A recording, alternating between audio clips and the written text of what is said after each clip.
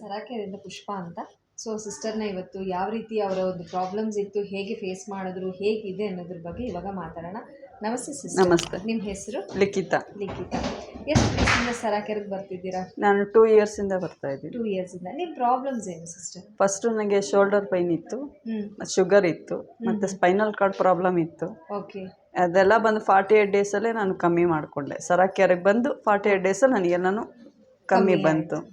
Sugar ಬಂದು sugar normal ಆಯಿತು, spine problems normal. Spine problem full ಕೂತ್ಕೊಂಡ್ರೆ ಹಿಂಗೆ ಎದ್ದೇಳೋಕ್ಕೆ 10 ಮಿನಿಟ್ಸ್ ಬಂದರೆ ಹಿಂಗೆ ಸ್ಟ್ರೈಟಾಗಿ ನಿಲ್ಲೋಕ್ಕೆ 15 ಮಿನಿಟ್ಸ್ ಬೇಕಿತ್ತು ನನಗೆ. ಸರಾಕೆರೆಗೆ ಬಂದಮೇಲೆ ನನಗೆ ನಾರ್ಮಲಾಗಿ ನಿಂತ್ಕೊಳ್ಳೋಕೆ ಸ್ಟಾರ್ಟ್ ಮಾಡಿದೆ. 10 ಡೇಸಲ್ಲೇ ಅದನ್ನು ಚೇಂಜಸ್ ಕಾಣಿಸ್ತು. ಶುಗರು 400 ಮೇಲಿದ್ದಿದ್ದು ಮತ್ತೆ 15 ಡೇಸ್ಗೆಲ್ಲ ಅದು ನಾರ್ಮಲಿಗೆ ಬಂತು. ಅವಾಗಿಂದ ಇವತ್ತಿನವರೆಗೂ ನಾನು ನಾರ್ಮಲಲ್ಲೇ ಇಟ್ಕೊಂಡಿದ್ದೀನಿ. ಕಂಟಿನ್ಯೂಟಿ ನಾರ್ಮಲಲ್ಲಿ ಮನೇಲಿ ಮ್ಯಾಟ್ ತೊಗೊಂಡಿರೋದ್ರಿಂದ ಮನೇಲಿ ಥೆರಪಿ ತಗೋತಾ 2 ಟೈಮ್ಸ್ ಥೆರಪಿ ತಗೋತಾ ಇದ್ದೀನಿ. ಓಕೆ.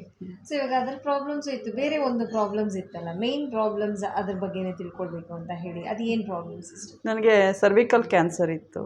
ಸರ್ವಿಕಲ್ ಕ್ಯಾನ್ಸರ್ ಅಂತ ಹೇಳಬೇಕಾದ್ರೆ ಯೂರಿನರಿ ಪಾಯಿಂಟಲ್ಲಿ ಬರುವಂಥ ಒಂದು ಕ್ಯಾನ್ಸರ್. ಯಾವಾಗ ಬಂತು ಸಿಸ್ಟರ್?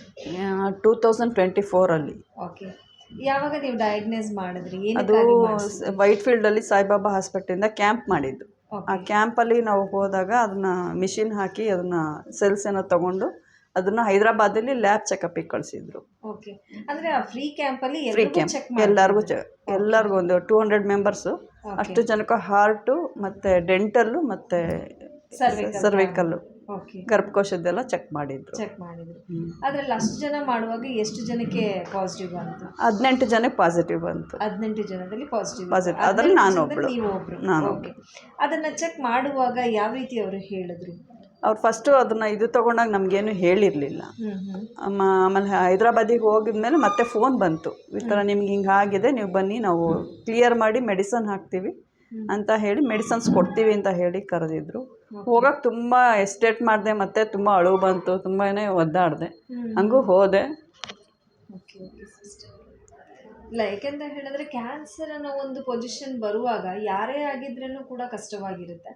ಸೊ ಅದು ಆ ಪಾಯಿಂಟಲ್ಲಿ ಅಂದರೆ ಯೂರಿನ್ ಪಾಯಿಂಟಲ್ಲಿ ಬಂದು ಕ್ಯಾನ್ಸರ್ ಬಂದಿದೆ ಅಂತ ಹೇಳಿ ಅವರು ರೆಕಗ್ನೈಸ್ ಮಾಡುವಾಗ ಅದು ತುಂಬ ಬೇಜಾರಾಗುವಂಥ ವಿಷಯಗಳು. ಓಕೆ ಸಿಸ್ಟರ್, ಇವಾಗ ಅದರ ಸಫರಿಂಗ್ ಹೇಗಿತ್ತು? ನನಗೆ ಗೊತ್ತೇ ಆಗಿಲ್ಲ. ಅಂದರೆ ಕೂದಲು ಉದ್ರೋಕೆ ಜಾಸ್ತಿ ಆಗಿತ್ತು, ಹೇರ್ ಫಾಲ್ ಆಗೋದು ತುಂಬಾ ಬಡ್ಚಿದ್ರೆ ಹಿಂಗೆ ಬರ್ತಾ ಇತ್ತು. ಅವಾಗ ನನಗೆಲ್ಲರೂ ನಿನಗೆ ಕ್ಯಾನ್ಸರ್ ಇದೆಯೋ ಕಣೆ, ಅದಕ್ಕೆ ಬರ್ತಾ ಇದೆ ಅಂತ. ಅಂದರೆ ಅವ್ರು ಹೇಳುವಾಗ ನೀವು ಅಷ್ಟು ಇದಾಗಿ ಕೇರ್ ತೊಗೊಂಡು ಅಷ್ಟು ಒಳಗಡೆ ನಮ್ಗೇನು ಗೊತ್ತಿರುತ್ತಲ್ವ.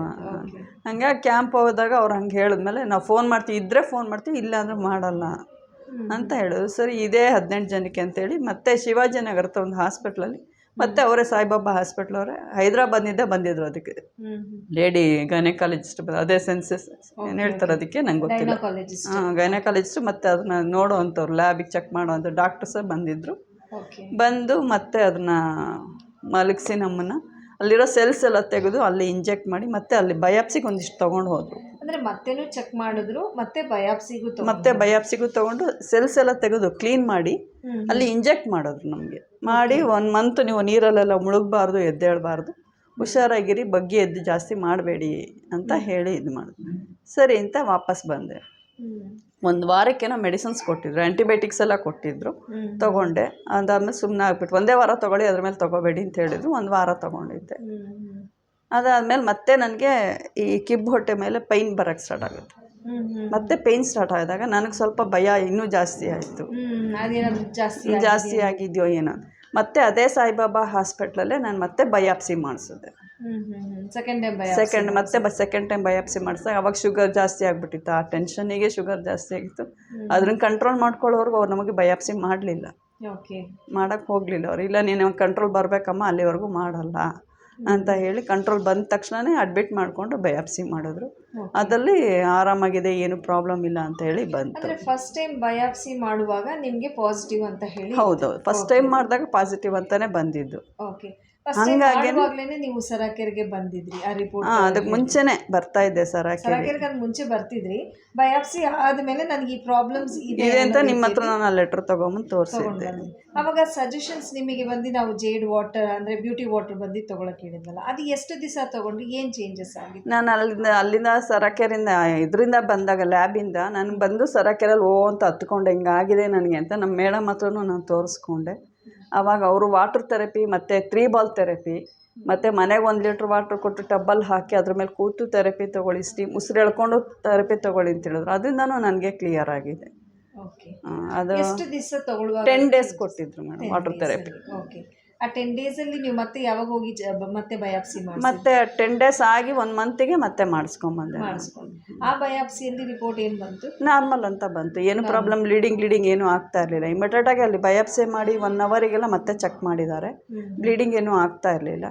ಏನೂ ಇಲ್ಲಮ್ಮ, ನೀವು ಆರಾಮಾಗಿದ್ದೀರಿ ಅಂತ ಸಿಸ್ಟರ್ಸ್ ಹೇಳಿದರು ನನಗೆ. ಅಂದರೆ ಸಿಸ್ಟರ್ ಇದ್ರು ನಾನು ಇದು ಮಾಡೋಕ್ಕಾಗಲ್ವಲ್ಲ, ಡಾಕ್ಟರ್ಸ್ ಹೇಳೋರು ನಾವೇನೂ ಇದು ಮಾಡ್ಕೊಳಕ್ಕಾಗಲ್ಲ. ಹಾಗಾಗಿ ಸುಮ್ಮನಾಗಿದ್ದು ಮತ್ತೆ ಅಲ್ಲೇ ರಿಪೋರ್ಟ್ ಕೊಟ್ಟು, ಇಲ್ಲ ಏನು ಪ್ರಾಬ್ಲಮ್ ಇಲ್ಲ, ನೀವು ಇನ್ಮೇಲೆ ಆರಾಮಾಗಿರಿ, ತಲೆ ಕೆಡಿಸ್ಕೋಬೇಡಿ ಅಂತ ಹೇಳಿ. ಅದು ಡೌಟಾಗಿ ನಮ್ಮ ಫ್ಯಾಮಿಲಿ ಡಾಕ್ಟ್ರ್ ಬಂದಿದ್ದಾರೆ, ನಿರ್ಮಲಾ ದೇವಿ ಅಂತ, ಇಲ್ಲೇ ಇಟ್ಮಡ್ಗು ಹತ್ರ ಇದೆ.